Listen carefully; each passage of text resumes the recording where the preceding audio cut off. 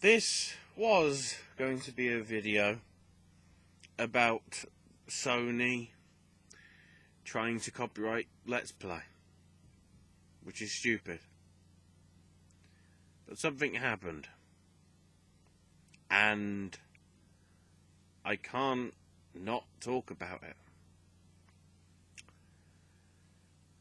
So, I finished watching the Globes, go to sleep, and just by chance, I get up just a few hours later, and the very first thing I hear, because I left my radio on overnight, is that David Bowie had passed away at the age of 69, just a couple of days after his 69th birthday, due to an 18-month, battle with cancer.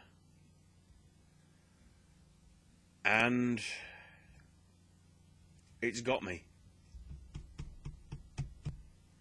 Throughout the entire day, it's just going to Spotify, going to Amazon Prime Music, and just playing what's there. It's a guy that started off so sort of,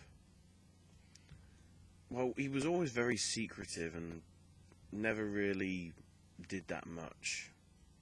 He would never try to be that much in the public eye, because, he knew what Amy Winehouse didn't.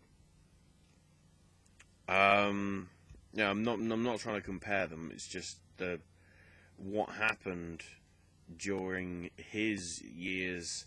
I'd say at roughly the same time, because the time when he was really sort of going off the rails was in or around the same time Amy Winehouse died, in his mid to late 20s. And, it started off with his weird sort of folk stuff, and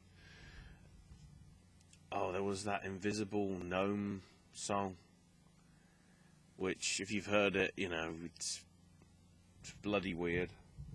It's worth listening, because it shows you everything that he's done and how crazy his career has been. Arguably it only really took off, ironically, with Space Oddity in '69, which was sort of written to dedicate to the Apollo 11 moon launch. But, it was that song that sort of made him. The rest of the album, some would say, is nothing like Space Oddity. I'll agree with that, but, some people cherish it, some people, don't care for it, but, 1 year on, Man Who Sold the World, the front cover of him in a dress, it's, he was breaking the taboos right really before anybody else was sort of daring to do it, really, in the high profile. And Man Who Sold the World itself has a connection to gaming, with the mid-yaw cover being used quite heavily in Metal Gear Solid 5, and Kojima's obviously put his tribute. He got his copy, I guess, of the album over the weekend, and I think it was said, I'm listening to Black Star, and I'm looking up, and I don't think he means Black Star, but he sees a star in the sky, sort of thing. Hence the title. Down there. The following year, Hunky Dory, Queen Bitch, really just not doing anything. All those first few albums really weren't I mean, the iconic songs were all pretty different from each other. You know, Life on Mars was off that album, Hunky Dory as well. I'm not sure about Oh You Pretty Things. That might have been Man Who Sold the World. But then came the monolith of the rise and fall of Ziggy Stardust and the Spiders from Mars, which has got the track that I've been playing pretty much on loop for most of the day in 5 years. I'm probably going to be using that somewhere on my podcasts in the upcoming week. And it was this character that he created, you know, the alien having come down from space. Sort of Man Who Fell to Earth-ish, but more of a... It was more of just like a stage show, this guy coming in, doing the concerts and then leaving, and then, you know, this all went on for a year and whatever, and then announcing, I think it was at the Hammersmith Apollo, that Ziggy Stardust was dead, and that was it. And the crazy thing is, the following year, he did 2 albums. He did Aladdin Sane, and which I think that one was, I think that one had Starman on it and everything. And then Pin-Ups as well. You know, 2 great albums in the same year. And then 6 months after that, Diamond Dogs, and you know. Then Young Americans, which sort of, you know, still had some good tracks in it, but this was at the point when he was really, actually looking at it, would have been like 27 or 28 when he was going on the downward spiral. And he decided to get away from it all and go to Berlin, Germany, and do what some would say is his greatest records in the Berlin trilogy of Station to Station, Low, and Heroes. Some of his most iconic work came out of those 3 albums. You might not know them by name, but you know, obviously, you know, the track Heroes, I'm guessing most people would know. Just trying to get the list off here. You know, Golden Years, Sound and Vision. But in terms of, you know, they're the hits really on them, but the albums themselves were really considered, you know, masterpieces. There's a lot of tracks that didn't even get singles or got less attention that really sort of deserve the attention, I should say.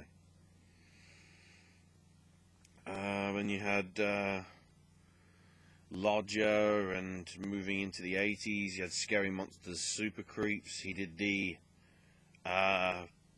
theme song to the remake of Cat People, Putting Out Fire, which obviously was more iconically used in modern day in one of the big scenes in Inglourious Basterds, Tarantino's work. And then, but after all that sort of, you know, after all the, I think it was Lodger as well, actually might have been the Berlin trilogy with Heroes, or with Station to Station, but whichever.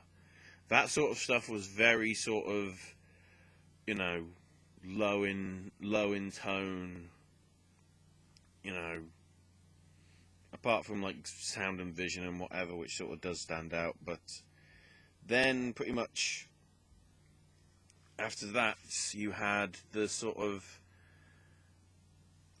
the performing persona of him come out right at the turn of the 80s, Scary Monsters, Super Creeps, because that's where Ashes to Ashes comes from, and you know, Fashion and all those tracks. And then the following year does Let's Dance, which has, you know, Shine a Girl and Let's Dance. Moving on, you know, did Absolute Beginners, the theme to that. Obviously did some work with Labyrinth, not just in terms of the movie, but also a few soundtrack things.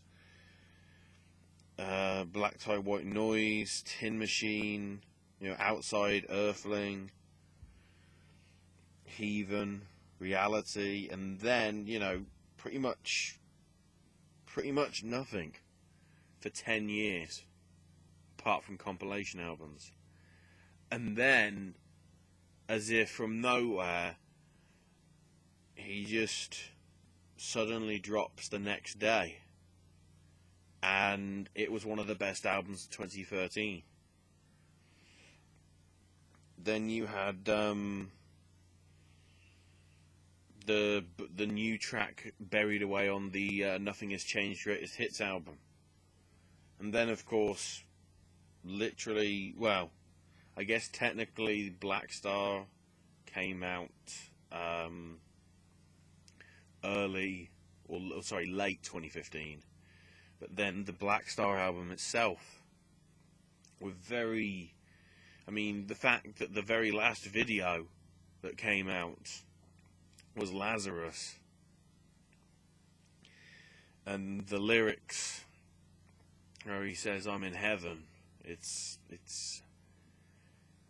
sort of, it's poignant. It's very, very poignant, in all honesty. But of course, that's only his music contribution.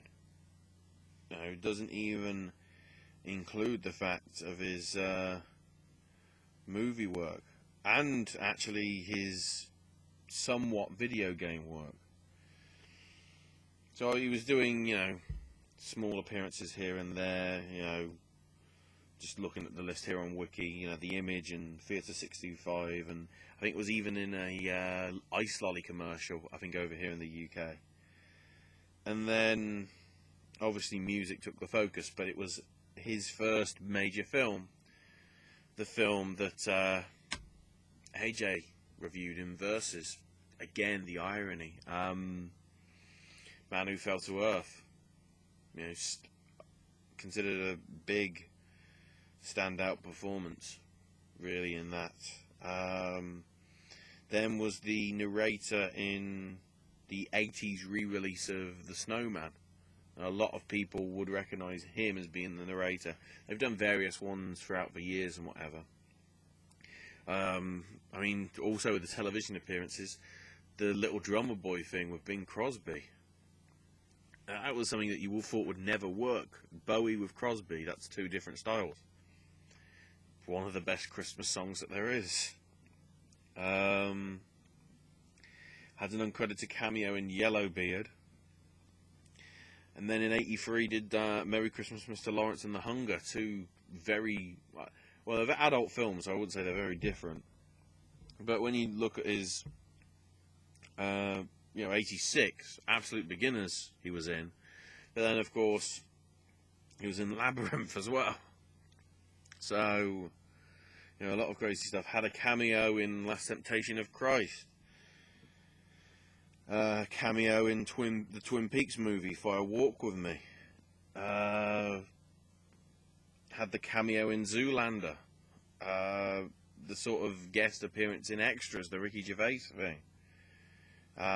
His last major film role, playing Nikolai Tesla in The Prestige. And then doing a voiceover for Arthur in The Invisibles.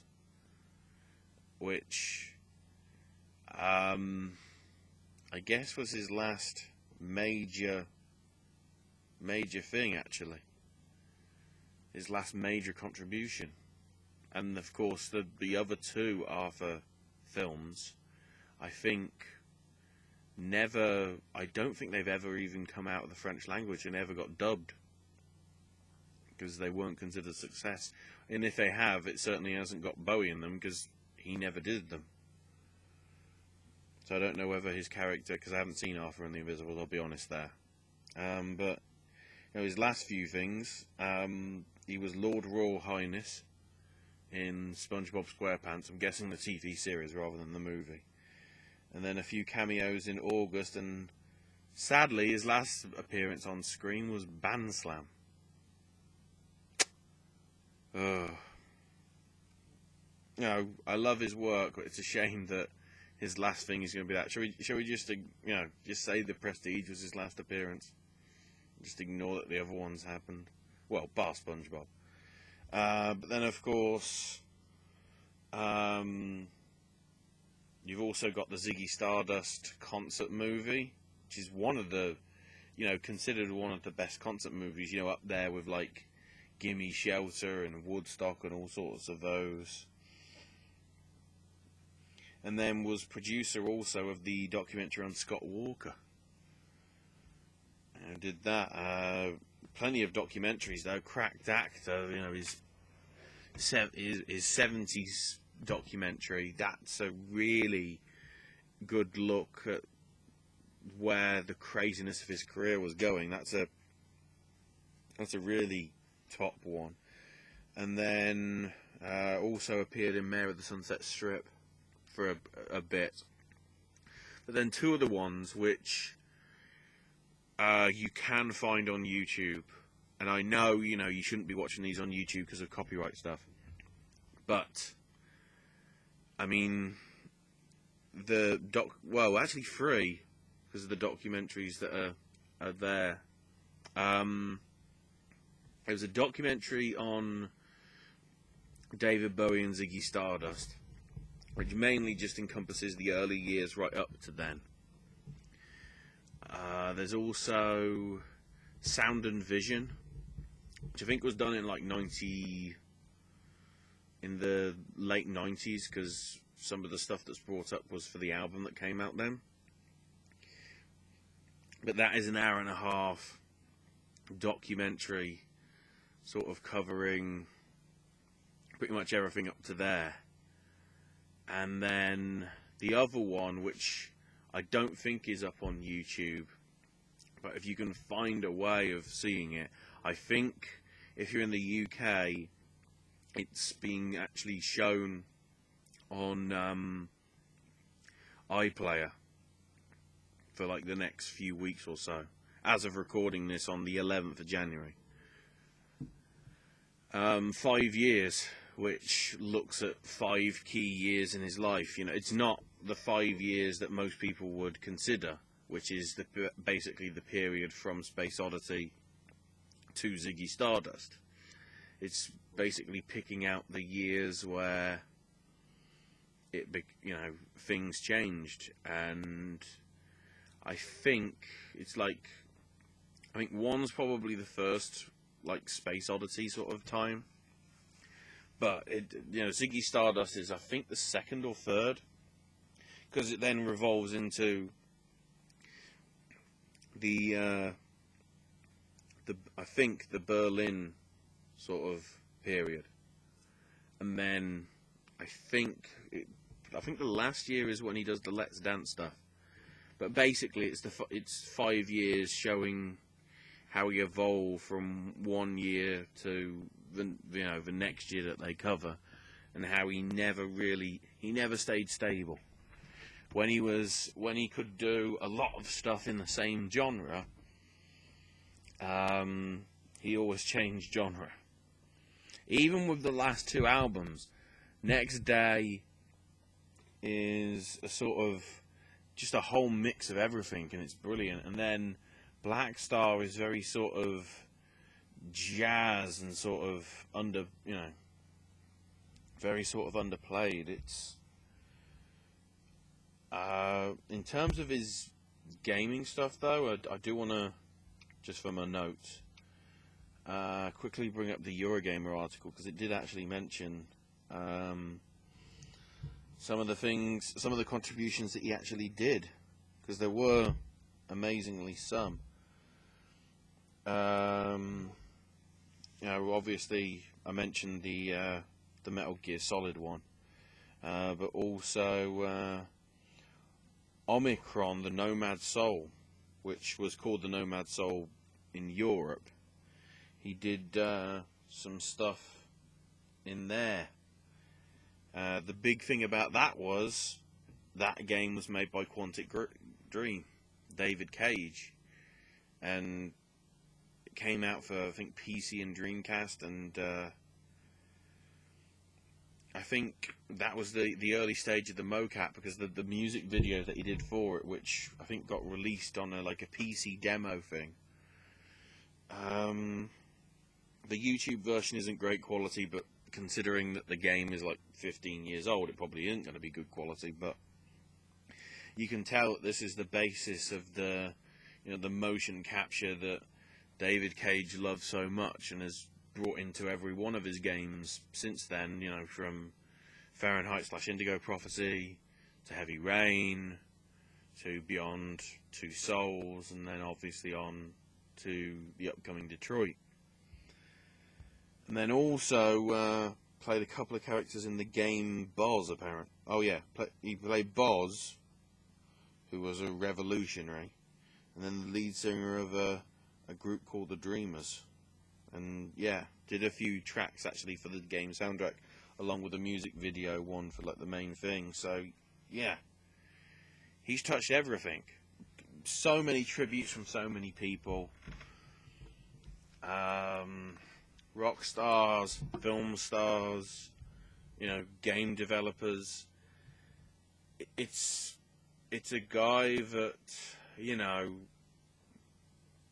people barely use the word legend, or people use the word legend quite, but too much. Quite too much probably isn't the right word, but either way, considering everything he's done, yeah.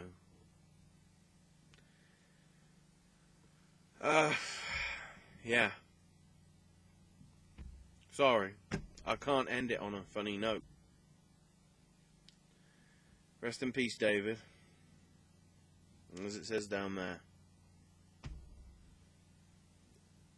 Now he's the Starman, waiting in the sky. He'd like to come and meet us, but he thinks it'll blow our minds. Of course, the big thing is, he already did. Rest in peace, David. You will be missed.